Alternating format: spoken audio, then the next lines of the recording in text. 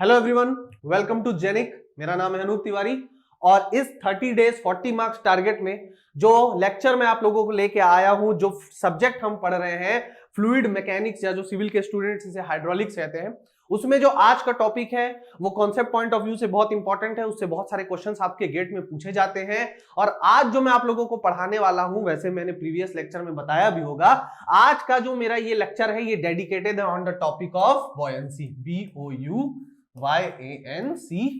यही इसकी स्पेलिंग होगी होपफुली। ठीक है, तो आज हम लोग जो कॉन्सेप्ट पढ़ेंगे वो regarding the concept of buoyancy पढ़ेंगे। ठीक है, देखिए फ्रेंड्स, आज के लेक्चर में मैं आप लोगों को बॉयंसी से रिलेटेड कॉन्सेप्ट बताऊंगा, इससे रिलेटेड 2 से 3 न्यूमेरिकल सॉल्व करवाऊंगा जो कि आपके गेट में पूछे गए हैं। लेकिन आज के वीडियो में एक इंटरेस्टिंग चीज ये भी रहेगी कि आज के वीडियो में इस बॉयंसी से रिलेटेड मैं आपको एक बहुत ही अच्छी, एक बहुत ही पुरानी कहानी बताऊंगा जो कि 265 बीसी में, यानी कि 265 बीसी में एक घटना घटी थी जिसकी वजह से बॉयंसी का कॉन्सेप्ट हमारे पास निकल के आया था। तो आज का ये जो लेक्चर है ये बहुत ही ज्यादा इंटरेस्टिंग होने वाला है, कॉन्सेप्ट पॉइंट ऑफ व्यू से भी और स्टडी पॉइंट ऑफ व्यू से भी और एंटरटेनिंग पॉइंट ऑफ व्यू से भी बहुत ज्यादा क्या होगा, आज का ये लेक्चर अच्छा होगा। तो चलिए स्टार्ट करते हैं बॉयंसी का कॉन्सेप्ट कि बॉयंसी का कॉन्सेप्ट आखिर होता क्या है। ठीक है, देखिए यहां पर तो मैं डेफिनेशन लिखवाऊंगा कि बॉयंसी क्या होता है, बट उससे पहले थोड़ा सा मैं आप लोगों को इसके बारे में एक फिजिकल सिग्निफिकेंस बताता हूं, और वो ये है कि जब भी आप लोग कहीं घूमने जाते हैं, फॉर एग्जांपल आप पिकनिक मनाने गए, तो आप वहां क्या करते हैं, जो नदी, झरना, जो झील होता है आप उसके अंदर खेलते हैं। ठीक है, आप मस्ती करते हैं। या फिर आप में से बहुत सारे लोग होंगे जिनको स्विमिंग आता होगा, बहुत सारे ऐसे लोग होंगे जिनके घर में स्विमिंग पूल होगा। हालांकि इंडिया में इतने लोगों के पास नहीं होता, बट आप लोगों ने देखा होगा कि कुछ लोगों के घर में स्विमिंग पूल होगा।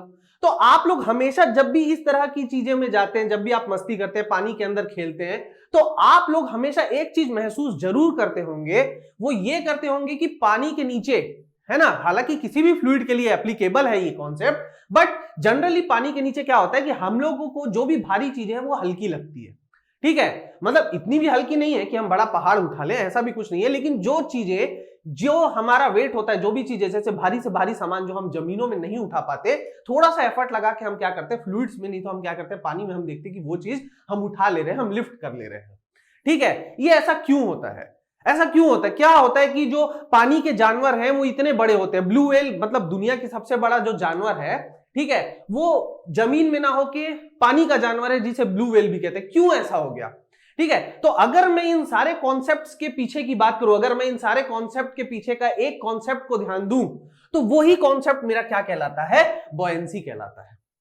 एक्चुअली फ्रेंड्स, होता क्या है कि जब भी आप किसी फ्लूइड में सबमर्ज्ड कंडीशन पे होते हैं या फ्लोटिंग कंडीशन पर होते हैं, तो वहां पर क्या होता है कि फ्लूइड आपको एक अपवर्ड फोर्स यानी कि अपवर्ड थ्रस्ट प्रोवाइड करता है। ठीक है, और वही जो अपवर्ड फोर्स वो अप्लाई करता है, जिसकी वजह से आपका एक्चुअल वेट आपके एपरेंट वेट में कन्वर्ट हो जाता है और आपका जो क्या होता है, वेट, जो भार होता है वो थोड़ा सा कम हो जाता है। इसी कॉन्सेप्ट को हम क्या कहते हैं? बॉयंसी कहते हैं। उसी फोर्स को हम क्या कहते हैं? बॉयंसी कहते हैं। अब हो क्या रहा है यहां पर, थोड़ा सा टेक्निकली चीजों को समझने की कोशिश करिए। मैं क्या बोल रहा हूं, थोड़ा सा टेक्निकली चीजों को समझने करिए। देखिए, होता क्या है कि आपका कुछ मास होता है, ठीक है, मैं सब समझाऊंगा यहाँ पे, बॉयंसी क्या होता है, फ्लूइड में क्या है, सब समझाऊंगा। आपके पास कुछ मास होता है, ठीक है। अब ये जो मास जो होता है फ्रेंड्स, ये एकदम फंडामेंटल, ये basics of the fundamental quantity होता है। ठीक है, मास एक ऐसी चीज होती है, मास अगर मैं इंग्लिश में बोलना चाहूं कि भाई व्हाट इज मास, तो आप मुझसे कहेंगे कि sir the amount of matter contained in a body या contained in a substance is known as mass. तो अगर मास का मतलब amount of matter contained in a substance है, तो आप चाहे जमीन में रहें, आप चाहे पानी में रहें, आप चाहे स्पेस में रहें, या आप चाहे जुपिटर में रहें, कहीं भी रहें आप लोगों का मास कभी चेंज नहीं होता। तो पानी में जाने से या किसी फ्लूइड में जाने से आपका भार कम हो जाता है, मतलब वहां पर क्या चेंज हो रहा है? वहां पर तो मास चेंज नहीं हो रहा है, वहां पर आपका वेट चेंज हो जाता है। वहां पर आपका क्या हो जाता है? वेट चेंज हो जाता है। और चेंज से भी अगर मैं स्पेसिफिकली बताना चाहूं तो कम हो जाता है। वो क्या हो जाता है? वहां पे डिक्रीज हो जाता है। सिर्फ वेट की बात नहीं कर, आप किसी भी चीज का वेट ले लीजिए। जो पत्थर आपको जमीन में भारी लगता है, हो सकता है कि आप फ्लूइड के नीचे उसे लिफ्ट कर जाए। तो वहां पर एक्चुअली क्या हो रहा है, वहां पर वो जो भी सब्सटेंस है जो फ्लूइड के अंदर जा रहा है, जो फ्लूइड में सबमर्ज्ड हो रहा है या जो फ्लोटिंग कंडीशन पर है, वहां पर उसका वेट क्या हो जाता है? डिक्रीज हो जाता है। अब ये जो वेट है, ये वेट एक्चुअली में क्या है? It is a force. It is a force, ये एक फोर्स होता है। तो अगर आपका एक्चुअल फोर्स डिक्रीज हो रहा है, इसका मतलब रिजल्टेंट डायरेक्शन यानी कि वर्टिकल डायरेक्शन पे कुछ फोर्स अप्लाइड हो रहा है बाय द फ्लूइड्स। आप समझ रहे हैं मैं क्या कहना चाह रहा हूं? वेट का जो डायरेक्शन होता है वो क्या होता है? डाउनवर्ड डायरेक्शन पर होता है। अगर वेट का डायरेक्शन डाउनवर्ड डायरेक्शन में होता है, मान लीजिए कि कोई भी फ्लूइड है, उसमें कोई बॉडी है, उसका अपना कुछ वेट था, जमीन में उसका वेट था मान लीजिए कैपिटल W, लेकिन जैसे ही कोई बॉडी फ्लूइड के अंदर जाती है तो वहां पर उसका वेट W डैश हो जाता है, और ये जो W डैश होता है ये लेस देन उसका एक्चुअल वेट होता है। इसका मतलब क्या है? इसका मतलब यह है कि अपवर्ड डायरेक्शन यानी कि परपेंडिकुलर यानी कि वर्टिकल डायरेक्शन पे कुछ ना कुछ ऐसा फोर्स लग रहा है, कुछ ना कुछ ऐसा फोर्स लग रहा है जो इसके रिजल्टेंट यानी कि इसके फाइनल वेट को क्या कर रहा है? डिक्रीज कर रहा है। तो यही जो फोर्स हमारा जो फ्लूइड की वजह से लगता है, याद रखिएगा कोई भी फ्लूइड हो सकता है, वो जरूरी नहीं कि वाटर हो। वाटर मैंने इसलिए कहा क्योंकि जनरली हम जो एक्सपीरियंस करते हैं वो पानी में करते हैं। कभी तेल में तो नहाओगे नहीं ना, ठीक है? नहाओगे तो पानी में ही नहाओगे, पिकनिक में जाओगे तो पानी में ही नहाओगे ना, ठीक है? तो यहां पर क्या होता है कि ये जो रिजल्टेंट कुछ फोर्स लग रहा है, ये जो कुछ फोर्स अपवर्ड डायरेक्शन पर एक्ट करता है, यही जो फोर्स होता है टेक्निकल टर्म्स में हम उसे बॉयंसी कहते हैं, ठीक है? तो अगर मैं यहां पर चलिए इसको मैं क्या कर रहा हूं, इसको मैं यहां पर डिलीट कर रहा हूं, ये तो सब मैंने इसे समझाने के लिए रखा था, ठीक है? अगर मैं यहां पर बॉयंसी को डिफाइन करना चाहूं तो भाई बॉयंसी क्या होता है? तो इट इज द फोर्स, ये क्या होता है? इट इज अ फोर्स, ये क्या होता है?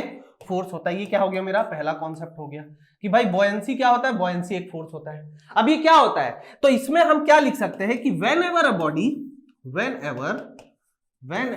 body is displaced, whenever body is submerged inside a fluid, देखिए मैंने यहां पर फ्लूइड लिखा है, मैंने यहां पर वाटर नहीं लिखा है, इसको कंफ्यूज नहीं होंगे आप, ठीक है? कोई भी फ्लूइड हो सकता है। तो whenever a body is submerged inside a fluid, it experience a force in upward direction.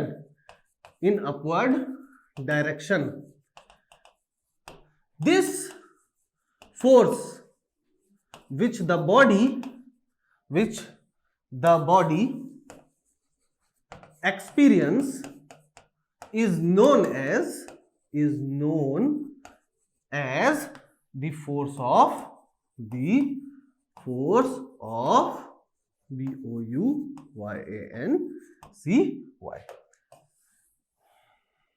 ठीक है? मतलब यहां क्या हुआ? सबसे पहला पॉइंट मैंने लिखा कि भाई बॉयंसी क्या होता है? तो बॉयंसी एक फोर्स होता है। अगर बॉयंसी एक फोर्स है तो उसका ऐसा यूनिट क्या होगा? उसका ऐसा यूनिट एक न्यूटन होगा, ठीक है? दूसरा मैंने क्या लिखा कि भाई जब भी किसी बॉडी को हम फ्लूइड में सबमर्ज्ड कंडीशन पर रखते हैं, सबमर्ज्ड कंडीशन यानी कि डूबी हुई कंडीशन पर रखते हैं, जरूरी नहीं कि सिर्फ डूबी हुई कंडीशन पे हो, फ्लोटिंग कंडीशन पर भी एक कॉन्सेप्ट आपका वैलिड है, लेकिन यहां पर मैंने फॉर द सेक लिख दिया यहां पे कि अगर कोई बॉडी सबमर्ज्ड कंडीशन पर होती है किसी फ्लूइड की वजह से, तो उस बॉडी पर एक अपवर्ड फोर्स लगता है फ्लूइड के द्वारा। यही जो अपवर्ड फोर्स लगता है, यही किसके बराबर होता है? यही जो फोर्स होता है बॉयंसी फोर्स को दर्शाता है, या उसको कहलाता है, ठीक है? अब यहां पर जो मैं तीसरा पॉइंट लिखना चाहता हूं भाई, तीसरा पॉइंट भाई, ये तो फोर्स है, ये तो हमारा क्या है? ये तो हमारा फोर्स है। तो इसका SI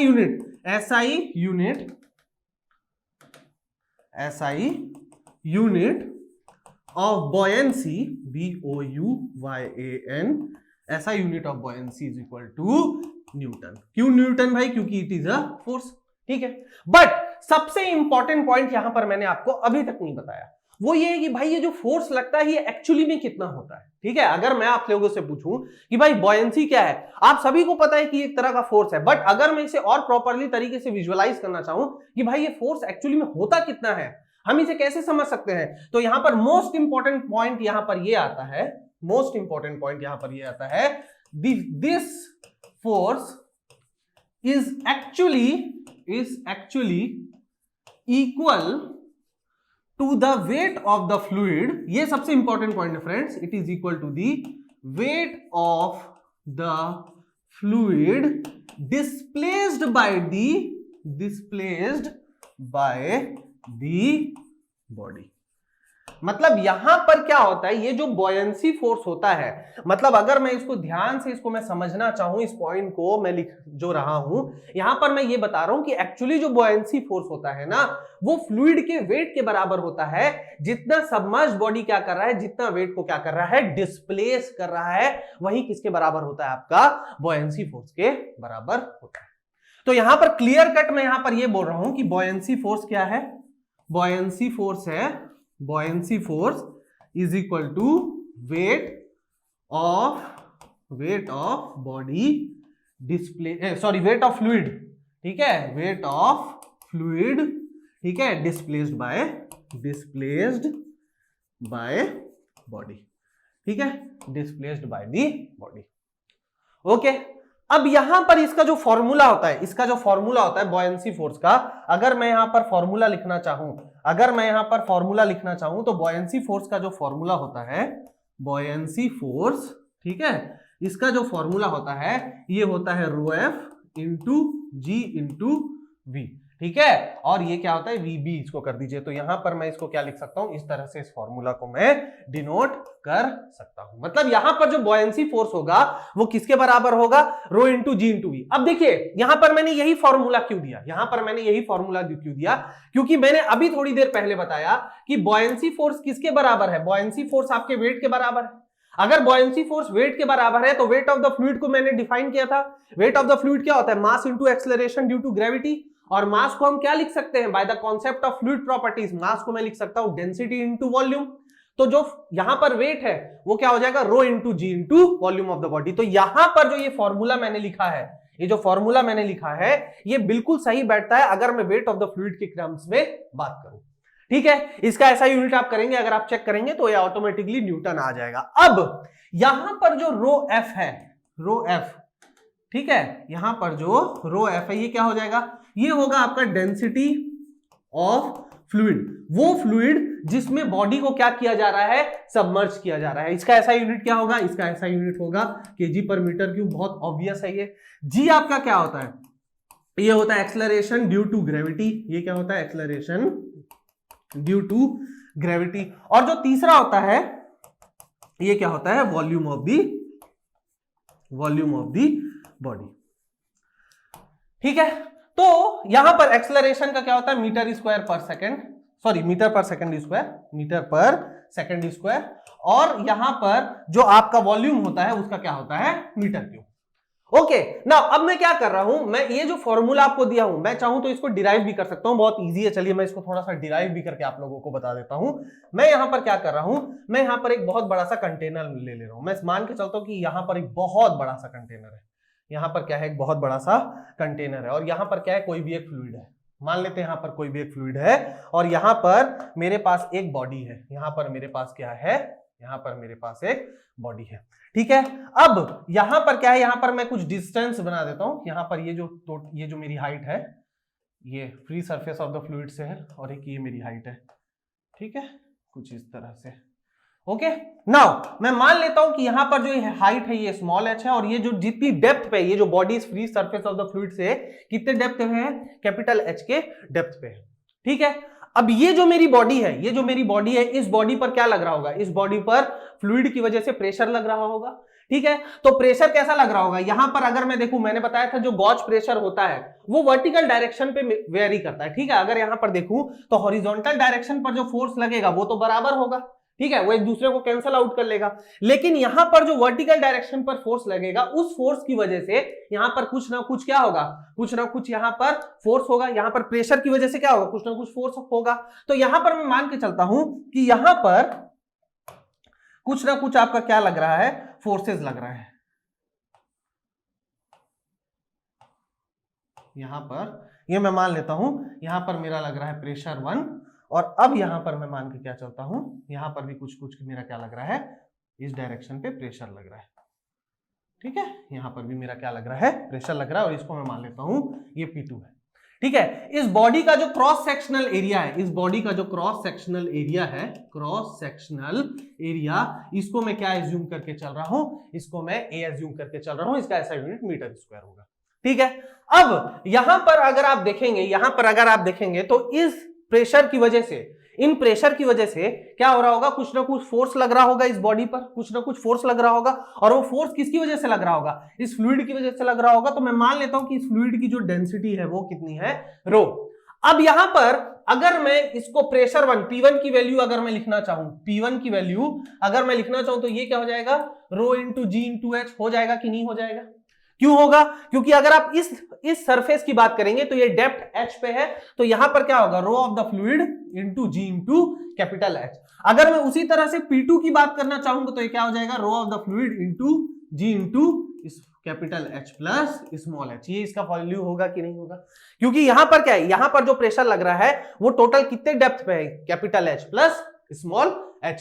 अब मैं यहां पर क्या कर रहा हूं, मैं यहां पर लिखता हूं कि अगर मैं फोर्स, ठीक है, फोर्स ड्यू टू प्रेशर को अगर मैं कैलकुलेट करता हूं तो इसका बेसिक फॉर्मूला क्या होता है, प्रेशर इंटू एरिया। ठीक है, मैं क्या कर रहा हूं, force due to pressure calculate कर रहा हूं। तो अगर मैं यहां पर F1 लिखना चाहूं तो F1 क्या हो जाएगा, P1 इंटू ए, और F2 की वैल्यू क्या हो जाएगी, F2 की वैल्यू हो जाएगी P2 इंटू ए।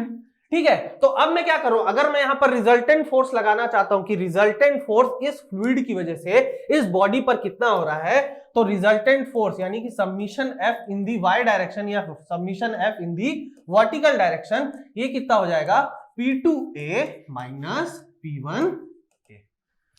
ठीक है, तो यहां पर देखिए मैं क्या लिखूंगा, P2 की वैल्यू कितनी थी, यहां पर P2 की वैल्यू देखिए ये थी rho F G into H plus H, तो ये क्या हो जाएगा, rho of the fluid into ji into capital H plus small h into area. ये क्या हो जाएगा, ये फोर्स 2 माइनस यहां पर क्या हो जाएगा, rho of the fluid into ji into small h into area. Sorry, ये कैपिटल H होगा, यहां पर क्या होगा, यहां पर कैपिटल H होगा। ठीक है, यहां पर क्या होगा, कैपिटल H इंटू एरिया। ठीक है, क्योंकि P1 की वैल्यू भी मैंने यहां पर लिखी है, P1 की वैल्यू। ठीक है, अब यहां पर मैं क्या कर रहा हूं, इन दोनों टर्म्स को मैं ओपन कर दे रहा हूं, rho F into ji into H into area plus rho of fluid into ji into small h into area minus rho of the fluid into ji into capital H into area. अब यहां पर क्या क्या होगा, यहां पर जो terms cut सकते हैं कट जाएंगे, ये वाला पूरा टर्म और ये वाला पूरा टर्म कट जाएगा। तो मेरे पास जो सबमिशन ऑफ फोर्सेस बचा, मेरे पास जो सबमिशन ऑफ फोर्सेस बचा, क्या बचा, summation of forces in the vertical direction, ये क्या बचा, ये बचा rho of the fluid into ji into small h into area. अब ये h क्या था, ये h था आपका हाइट ऑफ द बॉडी, ये क्या था, हाइट ऑफ बॉडी, यही था। अगर आप डायग्राम में देखेंगे तो डायग्राम में ये जो h था ये क्या था, ये हाइट ऑफ द बॉडी था, और जो a था वो क्या था, cross sectional area of the body था। तो यहां पर हाइट इंटू एरिया के प्रोडक्ट को मैं क्या लिख सकता हूं, वॉल्यूम लिख सकता हूं कि नहीं लिख सकता हूं, वॉल्यूम में लिख सकता हूं। तो यहां पर जो summation force in the vertical direction, ये जो हमारे पास आया ये क्या है, rho of the fluid into ji into volume of the body. और इसी को अभी हमने थोड़ी देर पहले, इसी को भी हमने थोड़ी देर पहले क्या पढ़ा था कि यही मेरा क्या होता है, यही मेरा बॉयंसी फोर्स के बराबर होता है। ठीक है, तो यही कॉन्सेप्ट आता है, ये जो फॉर्मूला है ये वैसे ही आया। तो यहां पर बहुत इजी तरीके से मैंने क्या किया, बहुत इजी तरीके से मैंने यहां पर आप लोगों को बॉयंसी का जो न्यूमेरिकल है वो समझाया। ठीक है, अब यहां पर देखिए, यहां पर अब मैं क्या कर रहा हूं, मैं आप लोगों को एक बहुत ही अच्छी कहानी सुनाता हूं। ठीक है, बॉयंसी का जो कॉन्सेप्ट है ये तो मैंने बता दिया, न्यूमेरिकल्स भी अब हम लोग करेंगे, इसके पीछे की एक बहुत अच्छी मैं कहानी भी सुनाता हूं। वो कहानी क्या है मैं बताता हूं।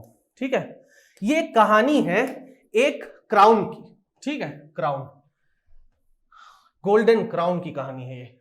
ठीक है, गोल्डन क्राउन। अब आप लोग सोचेंगे सर बॉयंसी के कॉन्सेप्ट में ये गोल्डन क्राउन कहां से आ गया, ये सोने का मुकुट कहां से आ गया। तो देखिए फ्रेंड्स, 265 बीसी की बात है, 265 बीसी, बहुत पहले, मतलब वो जमाना, मतलब न्यूटन और आइंस्टाइन ये सब तो 17वीं सदी, 18वीं सदी और 19वीं सदी में आए थे। ठीक है, न्यूटन और जो आइंस्टाइन थे वो तो, मतलब आइंस्टाइन ने तो भारत का स्ट्रगल मूवमेंट भी देखा है, जो इंडिपेंडेंस स्ट्रगल मूवमेंट था। पर ये एक ऐसा समय था जिस समय कौन से एक वैज्ञानिक हुआ करते थे, उन वैज्ञानिक का नाम था आर्किमिडीज। ठीक है, तो आर्किमिडीज एक बहुत ही बड़े वैज्ञानिक थे। वो उस समय तो इतना ज्यादा टेक्नोलॉजी था नहीं, और वो कहां पे रहते थे, वो ग्रीस में रहते थे, यूनान के एक वैज्ञानिक थे वो। ठीक है, जो कन्वेंशनल पीरियड था, एक मॉडर्न एरा था और एक कन्वेंशनल पीरियड था, तो मेरी नजर में जो कन्वेंशनल पीरियड था ये बीसी जमाने का, मतलब आज से 1,500-2,000 साल पुराना, अगर मैं सिविलाइजेशन की बात करूं तो उस समय के हिसाब से जो आर्किमिडीज थे वो बहुत ही अच्छे वैज्ञानिक थे। तो वहां पर क्या था कि वो जिस देश में थे वहां पर एक राजा था, मैं इतना ज्यादा तो जानता नहीं कि राजा का नाम क्या था, आप उसे सर्च कर सकते हैं द स्टोरी ऑफ यूरेरा में, ठीक है, eureka, the story of eureka में आप उसको देख सकते हैं। बट मेरा कॉन्सेप्ट ये है कि यूरेका के राजा ने, क्या हुआ कि यूरेका के राजा अपने लिए एक सोने का मुकुट बनवाना चाहते थे। क्या करवाना चाहते थे वो अपने लिए सोने का मुकुट बनवाना चाहते थे। और सोने का मुकुट बनवाने के लिए उन्होंने क्या किया कि एक गोल्ड स्मिथ, यानी कि जो सोनार होता है, उन्होंने उसको दरबार पे बुलाया। और दरबार पे बुला के उन्होंने क्या किया कि गोल्ड कॉइन्स, कुछ मास था, उनके पास क्या था, गोल्ड कॉइन्स था, उनके पास क्या था, गोल्ड कॉइन्स था। और उन गोल्ड कॉइन्स को उन्होंने किसको दे दिया, गोल्ड स्मिथ को दे दिया। उसको किसको दे दिया, गोल्ड स्मिथ को दे दिया, ये कहकर कि भाई तुम ये मुकुट मेरे लिए बना के लाओ। अब एग्जैक्टली ऐसा मुकुट नहीं था, मैं ये तो गूगल से डाउनलोड किया है मैंने, बट उन्होंने बोला कि भाई मेरे पास, मुझे इस टाइप का एक मुकुट बनवाना है, तो आप मुझे मुकुट लाके दो, ठीक है। और उन्होंने कुछ गोल्ड कॉइन्स दे दिए उनको। और वो जो गोल्ड स्मिथ था, जो सोनार था, वो बड़ी खुशी खुशी बोला कि जी मालिक, मैं आपको बिल्कुल इस तारीख तक, जिस तारीख तक आपको चाहिए उस तारीख तक मैं आपको क्या करूंगा, ये मुकुट लाके दे दूंगा, ठीक है। अब समय बीता, वो दिन आया, और वो गोल्ड स्मिथ ने क्या किया, उन्हें एकदम चमचमाता हुआ इसी टाइप का एक मुकुट लाके उनको दे दिया। अब यूनान के राजा बड़े खुश हो गए कि वाह क्या बात है, मतलब जैसा मैंने मांगा था इन्होंने वैसे ही दिया, एकदम खूबसूरत सा। और वो खुशी खुशी क्या किए, उसको मतलब इनाम दिए कि वाह तुमने जो इतना खूबसूरत ताज बनाया है, मैं तुमको इसके लिए इनाम देता हूं, ठीक है। अब वो इस मुकुट को पहने, सबने बोला राजा की जय हो, राजा की जय हो, वाह क्या खुशी का माहौल था, मजा आ गया। लेकिन धीरे धीरे क्या हुआ, उनको कई लोगों से ये सब बातें सुनने में आती थी बीच बीच में कि जो सोनार था उसने बहुत ज्यादा छल कपट किया। क्या छल कपट किया, छल कपट ये किया कि उस जो सोनार था उसने इसमें मिलावट किया था। मतलब जितना सोने का सिक्का राजा ने गोल्ड स्मिथ को दिया था, उतना सोना उसने इस्तेमाल नहीं किया था, उसमें उसने मिलावट की थी, ठीक है। तो राजा बड़े चिंतन में आ गए, राजा सोचने लगे कि यार ये क्या हो गया, क्या ये लोगों की बातें सही है, और अगर लोगों की बातें सही है तो लोग तो उनका बहुत मजाक उड़ाएंगे, थू थू होगा उनपे कि इतना बड़ा राजा और एक गोल्ड स्मिथ ने उन्हें बेवकूफ बना दिया। तो अब ये बात सोने से बढ़ के उनकी इज्जत पे आ चुकी थी। तो उन्होंने क्या किया, उन्होंने अपने दोस्त आर्किमिडीज को किया। मेरे को जितना पता है आर्किमिडीज उनके कजन लगते थे, बट मैं सेफ साइड पे चलते हुए मैं इनको ये बोल देता हूं आप लोगों को कि वो उनके दोस्त थे। तो उन्होंने आर्किमिडीज को बोला कि आर्किमिडीज आप आइए, और ये मेरे साथ परेशानी है, ये मेरे हुआ, मैंने सोने के सिक्के दिए सोनार को, उसने मेरे को इतना खूबसूरत मुकुट ला के दिया, लेकिन जो भी लोग हैं वो सब खुसुर फुसुर करते हैं कि यार राजा को तो बेवकूफ बना दिया, राजा को तो बेवकूफ बना दिया। तो आर्किमिडीज सोचने लग गए कि यार किया क्या जाए। अब देखिए प्रॉब्लम क्या था कि क्राउन का जो मास था, ठीक है, क्राउन का जो मास था वो बिल्कुल, वो जो सोने के सिक्के उन्होंने दिए थे उसके मास के बराबर था, बिल्कुल था, ये तो अच्छी बात है, मास के बराबर था। तो यार अब मास के बराबर था तो दोनों का मास सेम था, तो क्या करते, कैसे करते। अब सोने के सिक्के क्या होते हैं, गोल्ड कॉइन्स जो होते हैं वो आपके सर्कुलर शेप में होते हैं, गोल्ड कॉइन्स क्या होते हैं, सर्कुलर शेप में होते हैं। तो गोल्ड कॉइन्स जब सर्कुलर शेप में होते हैं तो उनका वॉल्यूम निकालना तो इजी होता है, लेकिन यहां पर जो क्राउन होता है उसका वॉल्यूम हम कैसे निकालेंगे। अगर मैं आप लोगों से कहूं कि जाओ भाई इसका वॉल्यूम निकालो, तो आप तो नहीं निकाल पाओगे, ठीक है। आप बोलोगे सर इंटीग्रेशन से निकाल सकता हूं, भाई 265 एडी में, 265 बीसी में आपका इंटीग्रेशन होता था क्या। इंटीग्रेशन तो न्यूटन लोग लेके आए थे, कैलकुलस का कॉन्सेप्ट तो न्यूटन लाए थे, उस समय तो इंटीग्रेशन होता नहीं था ना। उस समय हमारे पास ऐसी कोई टेक्नोलॉजी भी नहीं थी जो इनको छोटे छोटे डिफरेंशियल फॉर्म में बांट के उसको इंटीग्रेट करती और लिमिट पुट कर देते हम, ऐसा भी कुछ नहीं था, ठीक है। तो यहां पर आर्किमिडीज सोच में पड़ गए यार, सोच रहे थे कि यार किया क्या जाए, कैसे मैं राजा की मदद करूं। तो क्या हो रहा था कि वो नहा रहे थे, क्या कर रहे थे, वो नहा रहे थे। ये देखिए मैं एक पिक लगा देता हूं, वो नहा रहे थे, और नहाते नहाते उनके दिमाग में एक आइडिया आया, नहाते उनके दिमाग में आइडिया, और वो खुशी से क्या किए, यूरेका चिल्लाए और बिना कपड़े पहने भागते हुए चले गए राजा के पास, ठीक है। यहां पर आप देख सकते हैं, यहां पर लिखा भी है, ये एक्चुअली उनके टंकी में नहीं लिखा था यूरेका, वो इस नाम से फेमस है, ठीक है। तो उनको कॉन्सेप्ट समझ में आ गया यार कि इस कॉन्सेप्ट के थ्रू मैं क्या कर सकता हूं, कि वो जो अगर उसमें मिलावट है तो मैं पकड़ सकता हूं। वो राजा के पास चले गए। राजा के पास गया, उन्होंने बोला कि राजा मुझे पता चल गया, मैं आपकी हेल्प कर सकता हूं। तो राजा बोले कि कैसे आप करेंगे?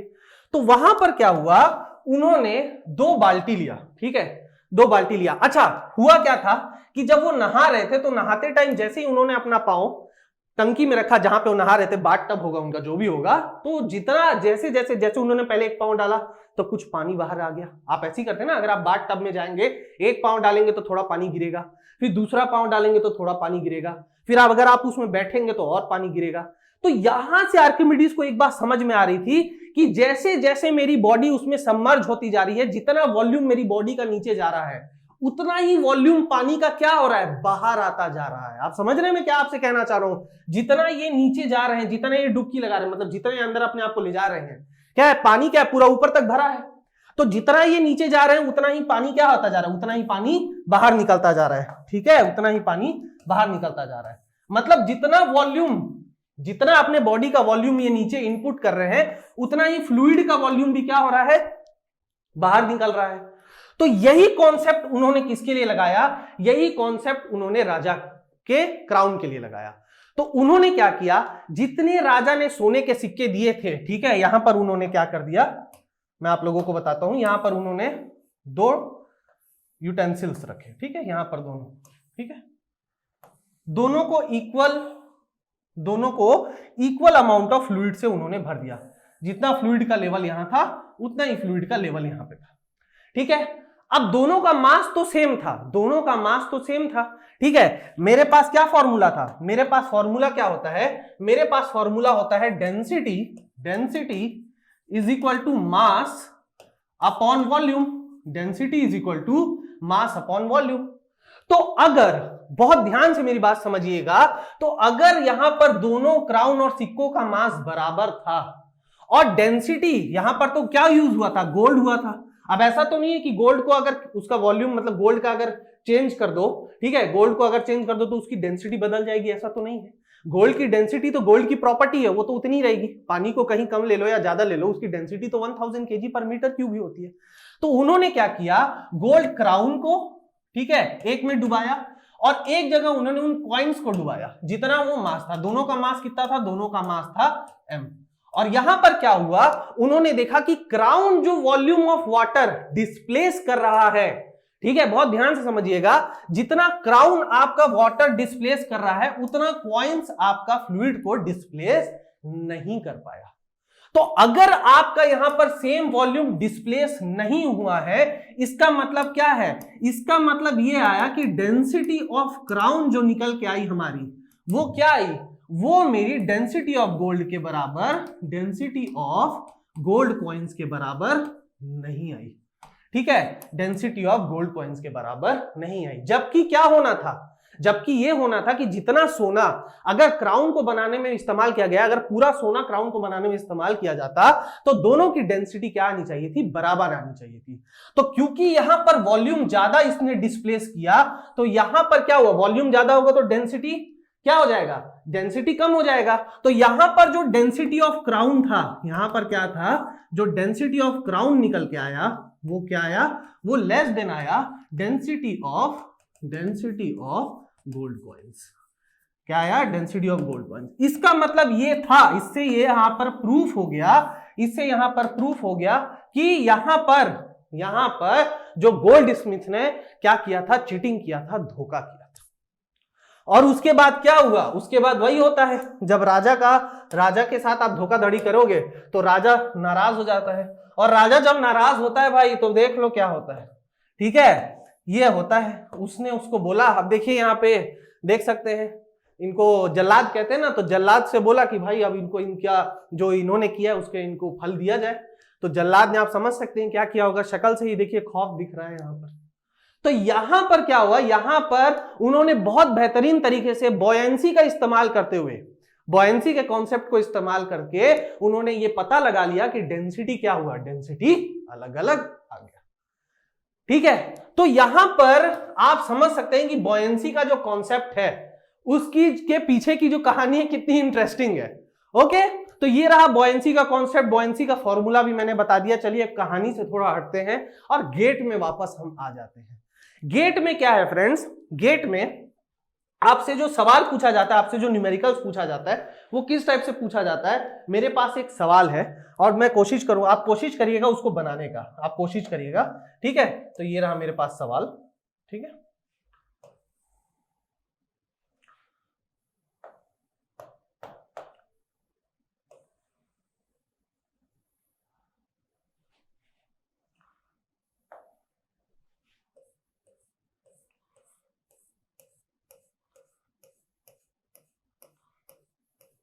ये जो सवाल ले रहा हूं फ्रेंड्स, ये वाला सवाल एच सुब्रमण्यम की किताब में भी है, ठीक है, तो आप वहां से भी देख सकते हैं, बट यहां पर जरूरत नहीं उतनी।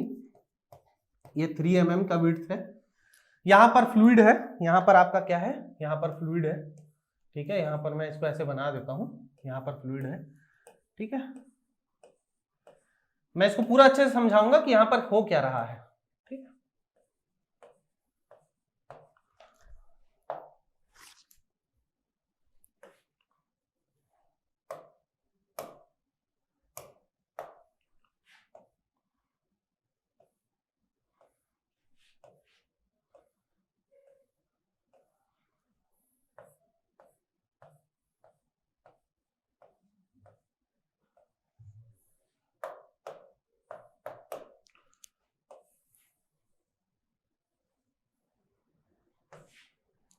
ओके, चलिए।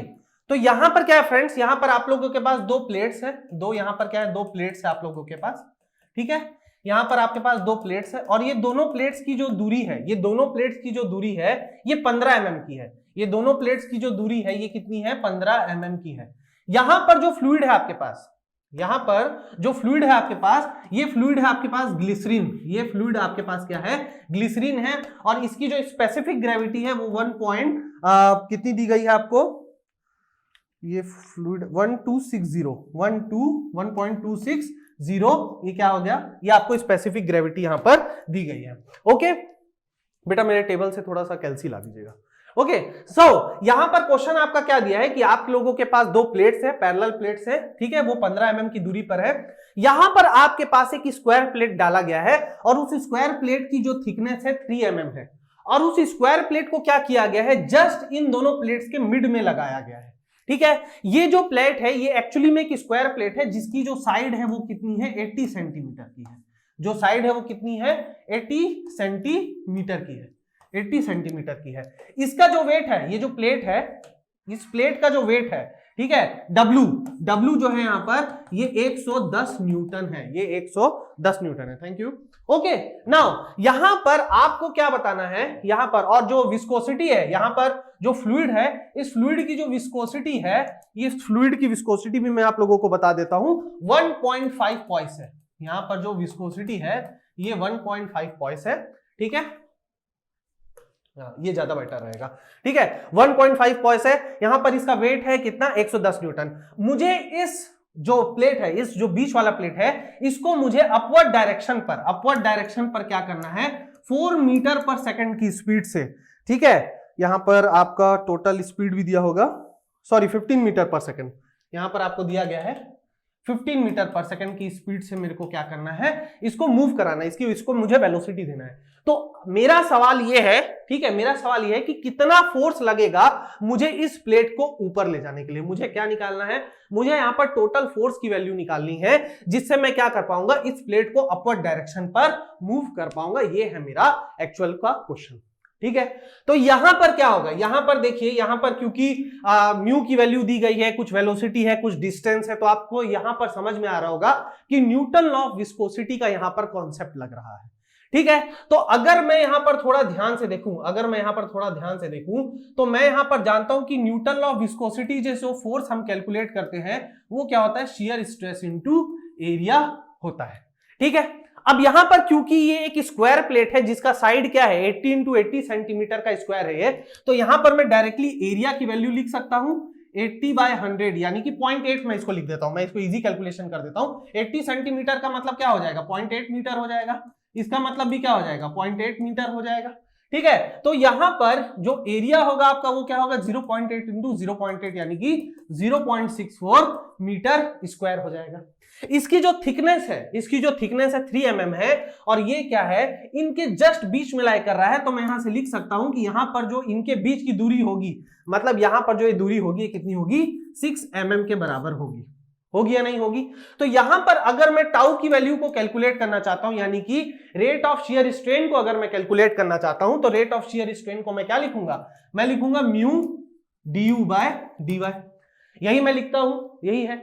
लेकिन मैंने वेलोसिटी प्रोफाइल का जब कॉन्सेप्ट समझाया था तो मैंने आपको सिर्फ इतना बताया था कि वेलोसिटी प्रोफाइल में ये जो रेट ऑफ शियर स्ट्रेन है, ठीक है, ये रेट ऑफ शियर स्ट्रेस है, तो ये रेट ऑफ शियर स्ट्रेन का जो प्रोफाइल होता है वो कैसा होता है, वो पैराबोलिक होता है। लेकिन अगर मैं बहुत ही छोटे डिस्टेंस के लिए इसको मेजर करना चाहूं तो मैं इसको एक लीनियर प्रोफाइल मान के भी एज्यूम कर सकता हूं। तो यहां पर जो टाउ की वैल्यू होगी वो क्या हो जाएगी म्यू v बाय y हो जाएगी या नहीं हो जाएगी।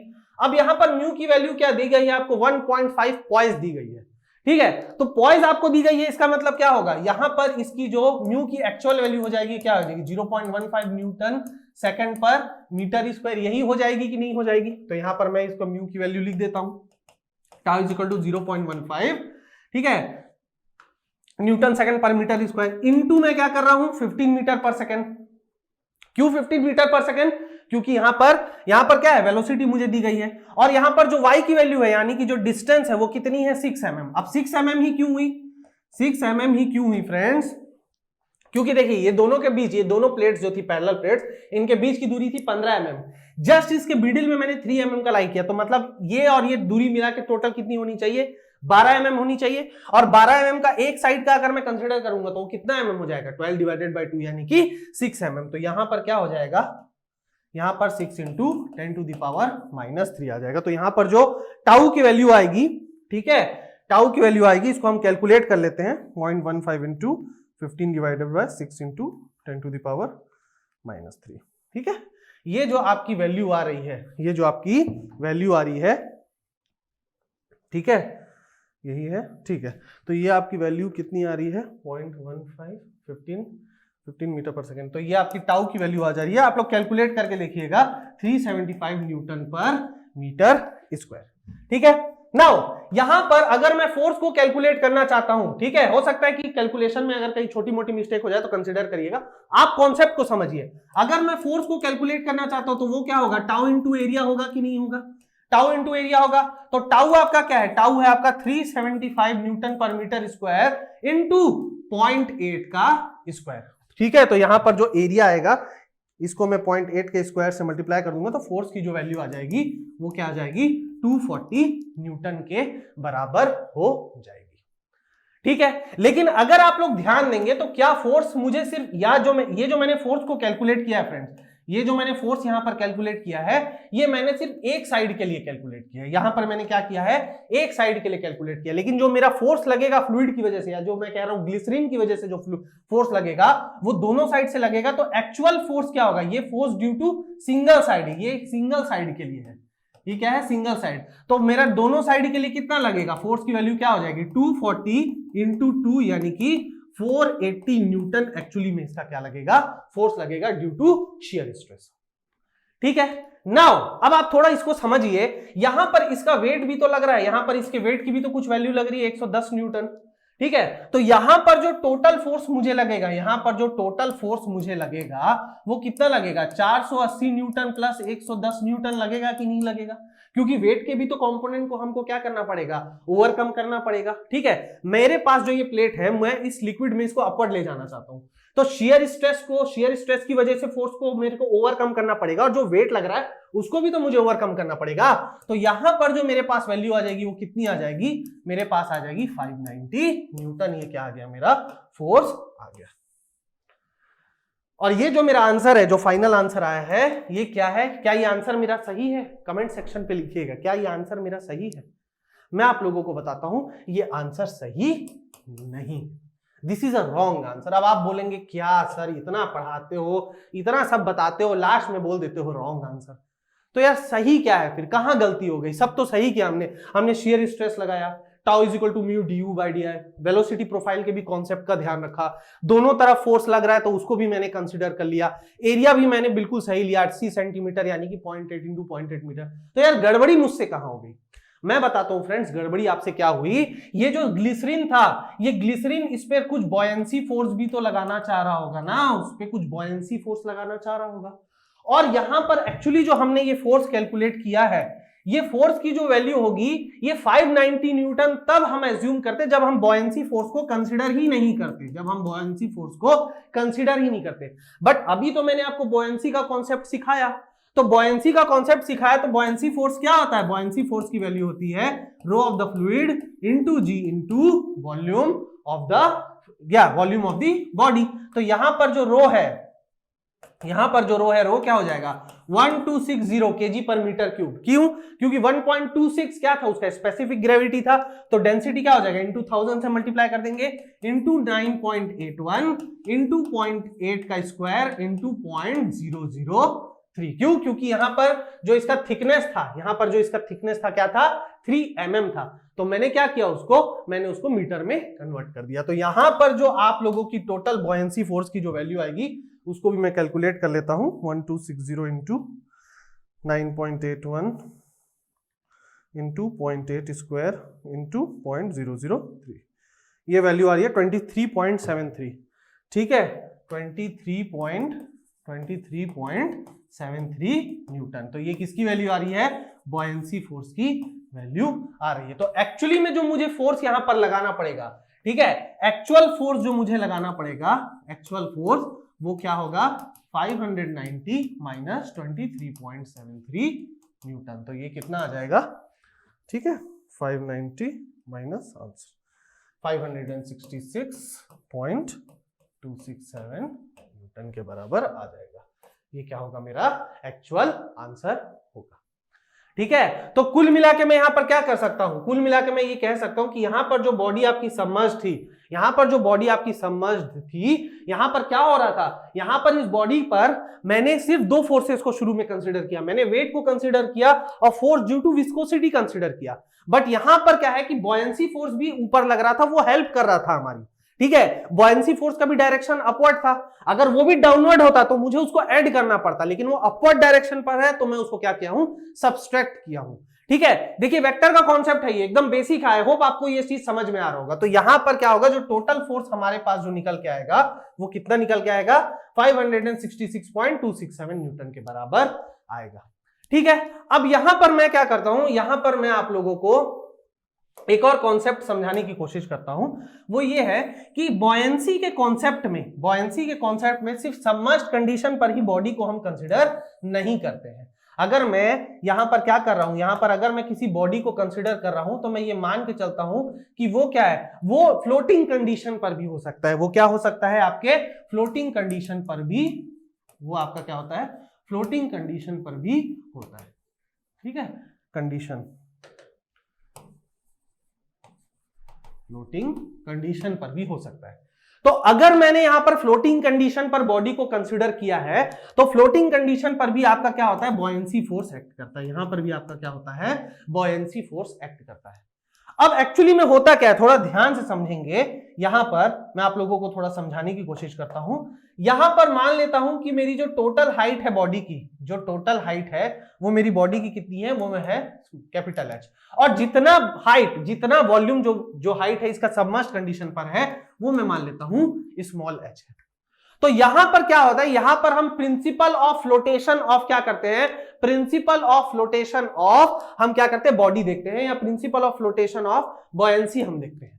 ठीक है, तो principle of flotation of body के अकॉर्डिंग यहां पर क्या होता है, अगर मैं यहां पर बॉयंसी के कॉन्सेप्ट को लगाऊं, तो सबसे पहले मैं आपसे यह पूछूंगा कि अगर मैं weight of the body consider करना चाहता हूं, वेट ऑफ बॉडी, ठीक है, अगर मैं लिखना चाहूं कि भाई वेट ऑफ द बॉडी क्या है, तो वेट ऑफ द बॉडी क्या होगा, ये होगा रो ऑफ द बॉडी यानी कि density of the body into acceleration due to gravity into volume of the body. ये क्या होगा, वॉल्यूम ऑफ द बॉडी। ठीक है, होगा या नहीं होगा। नाउ ये मेरा क्या हो गया, ये मेरा पहला कॉन्सेप्ट हो गया, ये है मेरा वेट ऑफ द बॉडी। अब अगर मैं यहां पर बॉयंसी फोर्स की वैल्यू लिखना चाहूंगा, अगर मैं यहां पर क्या लिखना चाहूंगा, बॉयंसी फोर्स। तो बॉयंसी फोर्स को थोड़ा ध्यान से समझने की कोशिश करिए। यहां पर बॉडी आपका सबमर्ज्ड कंडीशन पर नहीं है, यहां पर बॉडी आपका फ्लोटिंग कंडीशन पर है। तो फ्लोटिंग कंडीशन पर हमको यह समझना पड़ेगा कि बॉडी का कितना वॉल्यूम वाटर को डिस्प्लेस कर रहा है। तो बॉडी का सिर्फ इतना ही तो वॉल्यूम वाटर को डिस्प्लेस कर रहा है ना, बॉडी का सिर्फ इतना ही वॉल्यूम वाटर को डिस्प्लेस कर रहा है। तो जितना वॉल्यूम, ठीक है, जितना वॉल्यूम या मैं कह सकता हूं जितना वेट ऑफ द फ्लूइड ये पोर्शन बॉडी का डिस्प्लेस कर रहा है, वही मेरा क्या कहलाएगा, वही मेरा कहलाएगा बॉयंसी फोर्स। ठीक है, तो यहां पर अगर मैं बॉयंसी फोर्स की बात करूं तो ये हो जाएगा weight of the fluid, wait of fluid, ठीक है, displaced by floating object, displaced by floating object. ठीक है, और अगर मैं इसको लिखना चाहूंगा तो यहां से मैं क्या लिख सकता हूं, इस वेट को मैं लिख सकता हूं rho of the fluid into acceleration due to gravity into volume of the body displacing the fluid, volume of the body displacing the fluid. ठीक है, अब यहां पर प्रिंसिपल ऑफ फ्लोटेशन पे, ठीक है, अब यहां पर मैं क्या कर रहा हूं, प्रिंसिपल ऑफ फ्लोटेशन के अकॉर्डिंग मैं इसको इक्वेट कर दे रहा हूं इस इक्वेशन से, पहले वाली इक्वेशन से मैं क्या कर रहा हूं, इक्वेट कर दे रहा हूं। तो देखिए मैं यहां पर क्या लिखूंगा, मैं यहां पर लिख रहा हूं rho of the body into ji into volume of the body, ठीक है, is equal to rho of the fluid into ji into volume of the body displacing the fluid. इसको मैं कैपिटल बी से डिनोट कर रहा हूं, इसको मैं स्मॉल बी से डिनोट कर रहा हूं। अब मैं मान लेता हूं कि इसका जो क्रॉस सेक्शन एरिया है, इसका जो क्रॉस सेक्शन एरिया है वो ए है। तो यहां पर मैं क्या लिख सकता हूं, यहां पर मैं लिख सकता हूं rho of the body into ji into area into capital H लिख सकता हूं मैं, is equal to rho of the fluid into ji into area into small h. बहुत ध्यान से समझिए, ये इक्वेशन समझना आपके लिए जरूरी है। अगर आप इस इक्वेशन को समझ रहे हैं प्रिंसिपल ऑफ फ्लोटेशन में, तो आप बहुत आसानी से बॉयंसी के क्वेश्चन को बना सकते हैं। ठीक है, तो यहां पर मैं क्या कर सकता हूं, कुछ टर्म्स में काट सकता हूं, क्या है, एक्सेलरेशन ड्यू टू ग्रेविटी आपस में कैंसिल हो जाएगा, क्रॉस सेक्शनल एरिया भी दोनों के लिए सेम कैंसिल हो जाएगा। तो यहां से मैं क्या लिख सकता हूं, rho of body into capital H is equal to rho of fluid into small h. यही मेरा जो कॉन्सेप्ट कहलाता है, यही मेरा जो कॉन्सेप्ट कहलाता है, ये क्या कहलाता है, यही कॉन्सेप्ट मेरा कहलाता है प्रिंसिपल ऑफ फ्लोटेशन। यहां पर क्या हुआ, आप थोड़ा सा यहां पर देखिए, अगर मैं इस बॉडी के लिए बात करूं जो फ्लोटिंग कंडीशन पे था, एक्चुअली में इसकी टोटल हाइट थी h और जितना हाइट इसका सबमर्ज था वो था स्मॉल h। ठीक है, जो वेट ऑफ द बॉडी था, ठीक है, वेट ऑफ द बॉडी को भी हम इन टर्म्स ऑफ डेंसिटी लिखा था, तो वो मैंने लिखा था rho of the body into ji into volume of the whole body, तभी तो उसका वेट निकलेगा ना बॉडी का। लेकिन जितना बॉयंसी फोर्स में कैलकुलेट करना चाहता हूं वो एक्चुअली में उस वेट ऑफ द फ्लूइड के बराबर है जो ये डूबा हुआ पार्ट डिस्प्लेस कर रहा है।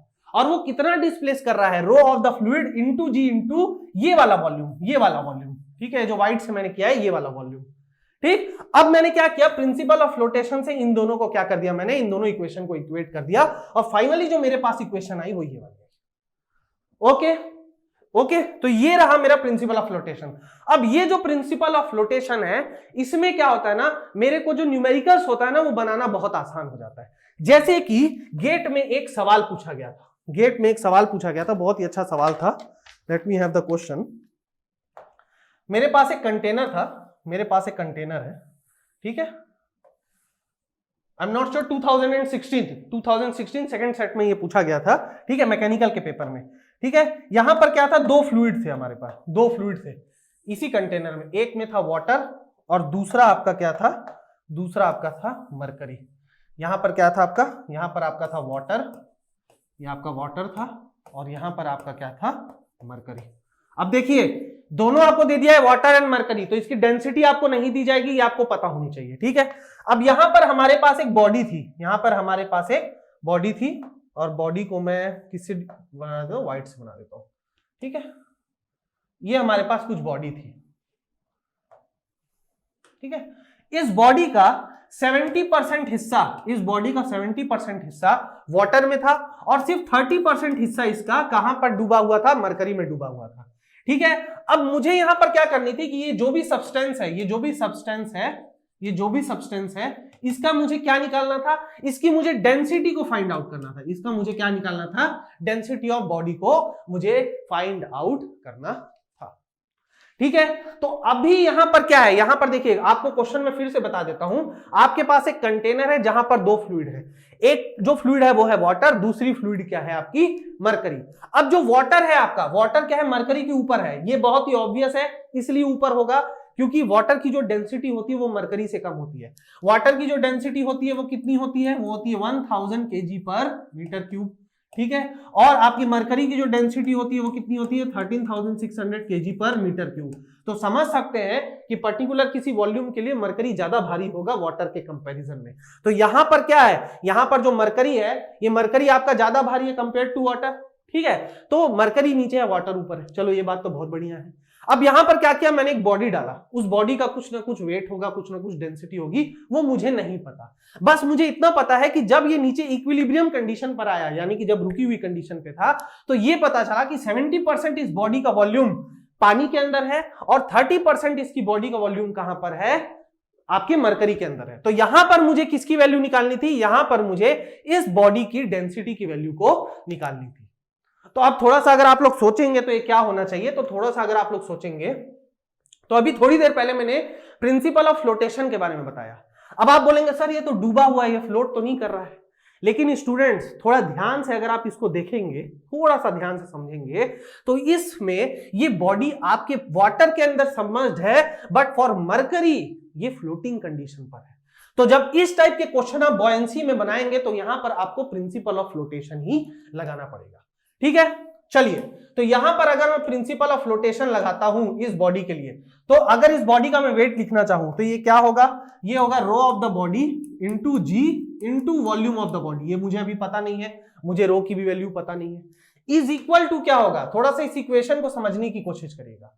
पानी के अंदर कितना परसेंट वॉल्यूम, पानी के अंदर यानी कि वाटर के अंदर कितना परसेंट वॉल्यूम डिस्प्लेस कर रहा है, वाटर को 70% कर रहा है। तो मैं यहां से क्या लिखूंगा, rho of water into ji into, यहां पर मैं क्या लिख सकता हूं, 0.7 वी ऑफ द बॉडी। यही है ना, 70% वॉल्यूम जो बॉडी का है वो वाटर को क्या कर रहा है, डिस्प्लेस कर रहा है। तो वाटर पे जो बॉयंसी फोर्स आ रहा होगा वो इसी मैग्नीट्यूड के बराबर आ रहा होगा। और बचा हुआ 30% किसको डिस्प्लेस कर रहा है, बचा हुआ 30% मरकरी को डिस्प्लेस कर रहा है कि नहीं कर रहा है। और यहां से क्या निकल के आया, यहां से मैं लिख सकता हूं, जी को मैं कैंसिल कर देता हूं, जी सब में कॉमन है, इसको मैं कैंसिल कर देता हूं। तो यहां पर क्या आया, rho of the body into volume of the body is equal to, यहां से भी वॉल्यूम ऑफ द बॉडी को मैं कांस्टेंट ले लेता हूं, rho of water into 0.7 plus rho of mercury into 0.3। ठीक है, तो वॉल्यूम ऑफ द बॉडी भी कैंसिल हो गया।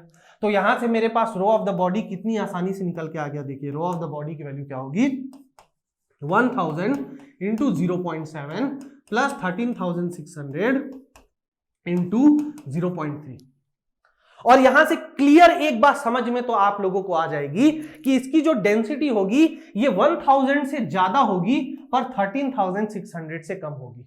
इसको मैं कैलकुलेट भी कर लेता हूं आप लोगों के लिए, कैलकुलेट करके बता देता हूं। 1000 इंटू 0.7 प्लस 13,600 इंटू 0.3, तो आपकी जो वैल्यू आ रही है वो कितनी आ रही है, 4,700 and 4,000 rho of the body क्या आ रही है, 4,780 kg पर मीटर क्यूब। ये क्या है आपका आंसर है। अगर वो आपसे क्वेश्चन में ये बोलता कि भाई वेट कितना होगा, तो कुछ नहीं है, वेट के लिए आप क्या करते, यहां पर रो इंटू जी इंटू यहां पर जो वॉल्यूम है, वॉल्यूम अगर आपको इन केस दे देता, वॉल्यूम इन केस दे देता, तो आप क्या कर सकते थे, इसकी डेंसिटी को एक्सेलरेशन ड्यू टू ग्रेविटी और वॉल्यूम से मल्टीप्लाई करके आप वेट को भी कैलकुलेट कर सकते थे। बट यहां पर जो मेरा मेन कॉन्सेप्ट है, जो मैं आपको सिखाना चाहता हूं, थोड़ा ध्यान से देखिए, इस डायग्राम को देखिए, इस डायग्राम को थोड़ा ध्यान से देखिए। ये जो ऑब्जेक्ट है ये पानी के अंदर तो सबमर्ज कर गया, लेकिन ये मरकरी में फ्लोट कर रहा है। इसका क्लियर यही मतलब था कि इसकी जो डेंसिटी होनी थी वो पानी से तो ज्यादा आनी थी पर मरकरी से कम आनी थी। अगर ये मरकरी से भी डेंसर होता ना तो दोनों के अंदर डूब जाता और नीचे बैठ जाता, लेकिन ऐसा नहीं हुआ, ऐसा नहीं हुआ। इसलिए मैं कह सकता था बिना क्वेश्चन को सॉल्व किए बगैर कि इसकी जो आंसर आएगी 1000 से ज्यादा आएगी और किससे 13,600 के से कम आनी चाहिए, और मेरा आंसर भी उतना ही आ रहा है। देखिए मेरा आंसर कितना आ रहा है, 4780 kg पर मीटर क्यूब। ठीक है, ऑल्दो बहुत सारे क्वेश्चन आपके बॉयंसी और फ्लोटेशन के कंडीशन पे बन सकता है, but this is one of the very good question. ठीक है, तो ये रहा बॉयंसी का कॉन्सेप्ट। आई होप आप लोगों को बहुत अच्छा लगा होगा। आई होप आप लोगों को ये जो कहानी है राजा वाली, ठीक है, ये जो राजा वाली कहानी है बॉयंसी का, ये भी आप लोगों को बहुत अच्छे से समझ में आया होगा। ठीक है, मैं कोशिश करता हूं कि मैं अच्छे अच्छे तरीके से आपको चीजों को कॉन्सेप्ट समझाने में मदद करूं। ठीक है, लेकिन ये भी बहुत जरूरी है फ्रेंड्स कि जो मैं आप लोगों को सिखाता हूं उसका क्या हो, उसका एक प्रॉपर फीडबैक मुझे मिले। और प्रॉपर फीडबैक क्या होता है? प्रॉपर फीडबैक होता है आपका लाइक, प्रॉपर फीडबैक होता है सब्सक्राइबिंग, प्रॉपर फीडबैक होता है, चलिए लाइक और सब्सक्राइब को पीछे हटाइए यार। आपको मेरा अगर पढ़ाने का तरीका अच्छा लग रहा है तो कम से कम कमेंट तो किया करो। एक कमेंट करने में क्या जा रहा है? ठीक है, अगर 200-300 लोग मेरे वीडियो को देख रहे हो तो क्या 100 लोग उसको लाइक नहीं कर सकते? बिल्कुल कर सकते हैं। तो अगर 100 लोग उसको लाइक कर सकते हैं तो लाइक करने में इतना कंजूसी क्यों करते हो यार? कर दिया करो, उससे आपको भी फायदा होगा, उससे मुझे भी फायदा होगा। We both require each other. आपको चाहिए मेरा पढ़ाने वाला कॉन्सेप्ट और मुझे चाहिए आप लोगों का सपोर्ट। ठीक है, तो चलिए इसको यहीं पर आज का वीडियो को खत्म करते हैं। नेक्स्ट कॉन्सेप्ट में मैं फ्लोटेशन और कंडीशन ऑफ फ्लो और आपकी स्टेबिलिटी ऑफ फ्लोटिंग बॉडीज और उससे रिलेटेड न्यूमेरिकल्स को डिस्कस करूंगा। तब तक के लिए आप लोग मेरे वीडियोस को प्लीज लाइक कर दो, शेयर कर दो, सब्सक्राइब कर दो, और मैकेनिकल एंड सिविल वालों को बता दीजिए कि with in 15 to 16 days fluid mechanics का जो सिलेबस है मैं खत्म करूंगा। ओके, ठीक है, तो नेक्स्ट लेक्चर में आपसे मुलाकात होगी। तब तक के लिए thank you so much, take care.